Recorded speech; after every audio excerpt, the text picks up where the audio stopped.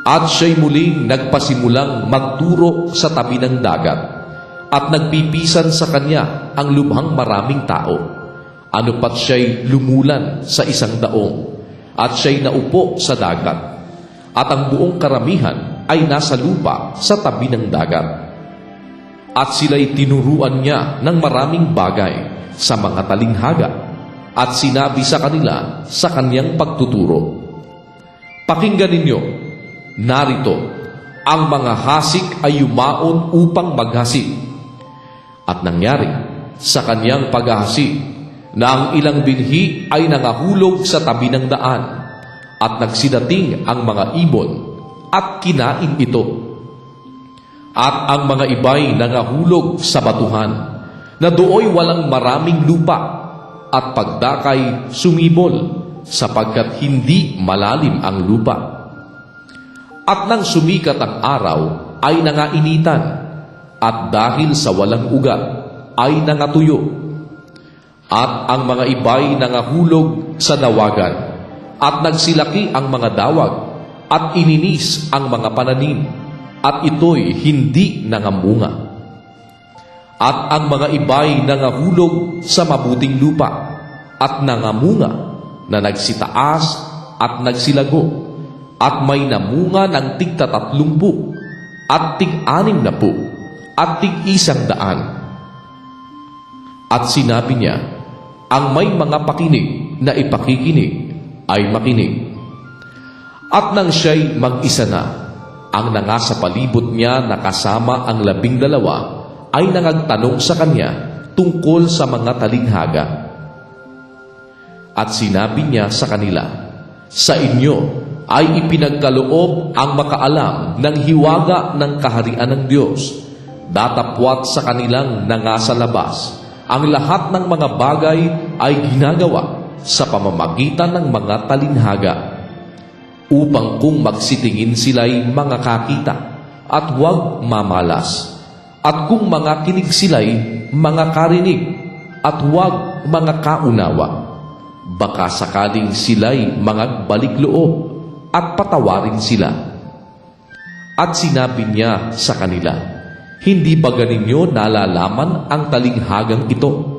At paanong malalaman ninyo ang lahat ng mga talinghaga? Ang mga hasik ay naghahasik ng salita, at ang mga ito'y yaong nangasa tabi ng daan, na doon nahahasik ang salita, at ng kanilang mapakinggan, pagdakay pinaroroonan ni Satanas, at inaalis ang salita na inihasik sa kanila. At gayon din naman itong mga nahasik sa batuhan, na pagkarinig nila ng salita, pagdakay nagsisitanggap na may galak, at hindi nangag-uugat sa kanilang sarili, kundi sandaling tumatagal, kaya't pagkakaroon ng kapighatian o ng mga pag-uusig dahil sa salita, pagdakay nangatisod sila. At ang mga iba'y yaong nangahasik sa dawagan, ang mga ito'y yaong nangakinig ng salita. At ang mga pagsusumakit na ukol sa sanlibutan, at ang daya ng mga kayamanan, at ang mga pita sa ibang mga bagay na nagsisipasok, ang nagsisiinis sa salita, at ito'y nagiging walang bunga. At yaon ang nangahasik sa mabuting lupa, na nangakikinig ng salita, at tinatanggap ito, at namumunga ng tig-30, at tig-60, at tig-100. At sinabi niya sa kanila, "Dinadala baga ang ilaw upang ilagay sa ilalim ng takalan o sa ilalim ng higaan, at hindi baga upang ilagay sa talagang lalagyan ng ilaw? Sapagkat walang anumang bagay na natatago, kundi upang mahayag, ni nalilihim, kundi yaoy upang mapasaliwanag. Kung ang sino man ay may mga pakinig na ipakikinig, ay makinig." At sinabi niya sa kanila, "Ingatan ninyo kung ano ang inyong pinakikinggan. Sa panukat na inyong isinusukat, ay kayo'y susukatin, at higit pa, ang sa inyo'y ibibigay, sapagkat ang mayroon ay bibigyan pa, at ang wala, pati ng nasa kanya, ay aalisin pa sa kanya. At sinabi niya, ganyan ang kaharian ng Diyos, na gaya ng isang taong naghahasik ng binhi sa lupa, at natutulog at nagbabangon sa gabi at araw, at sumisibol at lumalaki ang binhi na di niya nalalaman kung paano. Sa kanyang sarili ay nagbubunga ang lupa, una-unay usbong, saka uhay, pagkatapos ay butil na humihitik sa uhay. Datapwat pagkahinog na ang bunga, ay ginagamit agad ang panggapas, sapagkat dumating na ang pag-aani.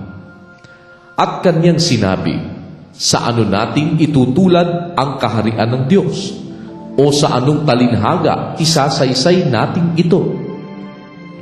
Ito'y tulad sa butil ng binhi ng mustasa, na pagkahasik sa lupa, bagamat siyang lalong pinakamaliit sa lahat ng mga binhi na nangasa lupa.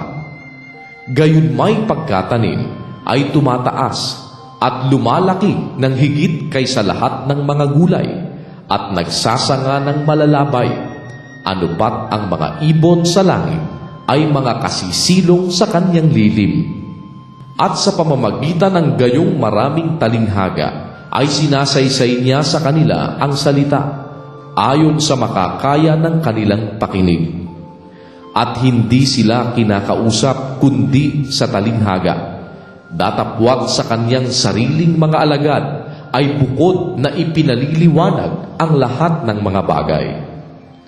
At ng araw ding yaon, ng gabi na, ay sinabi niya sa kanila, tumawid tayo sa kabilang ibayo. At pagkaiwan sa karamihan, ay kanilang dinala siya sa daong, ayon sa kanyang kalagayan, at mayroon siyang kasamang ibang mga daong. At nagbangon ang isang malakas na bagyo, at sinasalpukan ang daong ng mga alon, na anupat ang daong ay halos natitigib.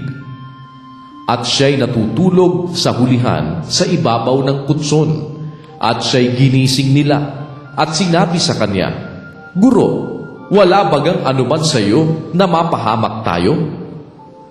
At gumising siya, at sinaway ang hangin, at sinabi sa dagat, Pumayapa, tumahimik ka. At humimpil ang hangin, at humusay na totoo ang panahon.